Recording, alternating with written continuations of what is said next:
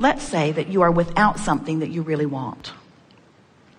And you are so aware that you are without something that you really want that it's sort of dominating your thoughts. You're almost obsessed with this awareness that you are not where you want to be. And so you set a goal, a stronger goal, like you need to. Like life hasn't already set the goal and set it and set it and set it and set it. Like you need to write it down again. Right. Like you need to tell somebody, you need to go to a class, you need to put it on a billboard. You don't need to. It's already there in this vortex.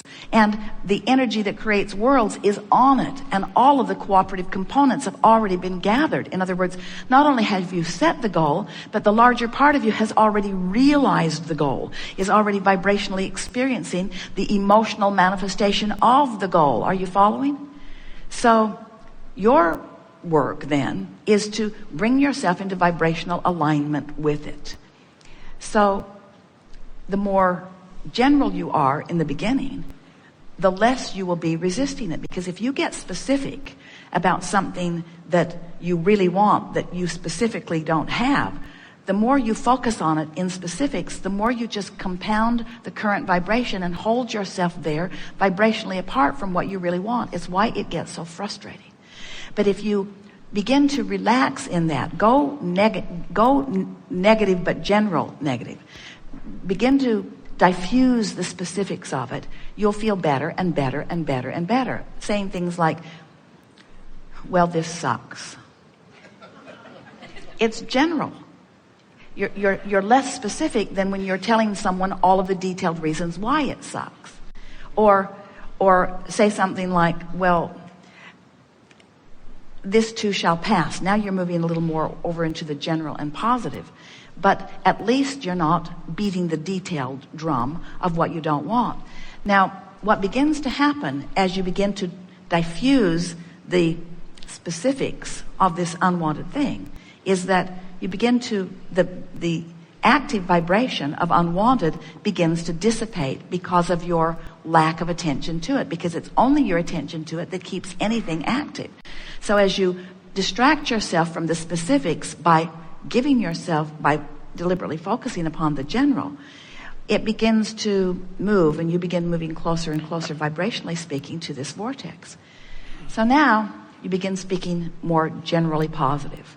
And it begins to feel good to you. You begin to feel the resistance lift up off of you because you're not keeping the resistance active anymore. And as the resistance lifts up off of you, you begin to feel better. You begin to feel better emotionally. And you begin to become clearer in your mind. And you begin to get closer to the details that you've been putting there incrementally. The details that you don't have access to when you're specifically focused in opposition to them. So now what happens is that the thing begins to tip for you. It's like the fulcrum point just tips.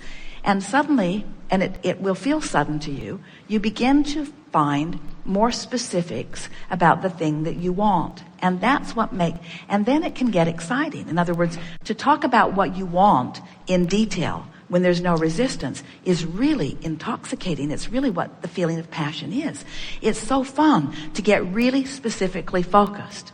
But we want to explain to you how it is that happens.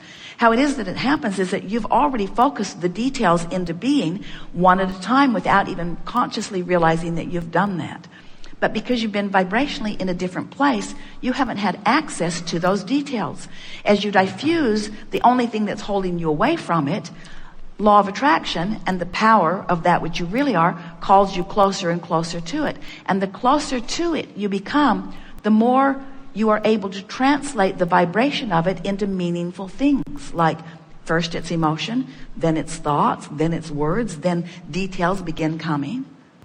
It's the understanding that things are always working out for you, and that if you would stop doing that thing you do that's keeping them from working out, they would work out. So the question is, should I be setting the goal? And the answer is, if you are in a negative place, no, because setting a goal of what you do want from your awareness that you don't have it only compounds the resistance. So ask your question exactly as you ask it to begin with, can you? Should I even be attempting to manifest things? You should be the thing that, if we were standing in your physical shoes, we would be attempting to manifest would be an emotion. We would want to manifest first. So let's say you're worried or fearful or frustrated, but let's say it's a negative emotion. We would want to manifest an emotion that felt better. That would be our goal. And at first, it might just be one of distraction. It might just be one of a feeling of peacefulness. It might just be one of a feeling of just sort of letting go. But once you reach that more peaceful place, then would you rather feel peaceful or passionate?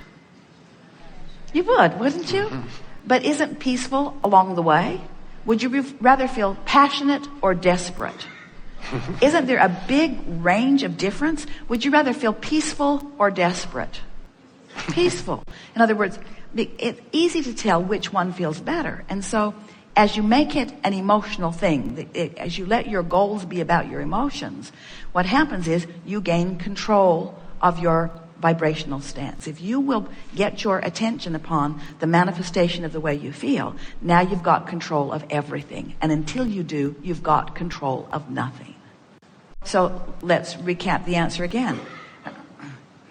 Should we set goals? Should we try to manifest anything? Your vortex is already full of it. Now you want to find a vibration that allows you to have access to it. Right. And the way you do that is by setting an emotional goal. And when you set an emotional goal that you accomplish, now you have access to everything that's in the vortex, and then things really start rolling for you.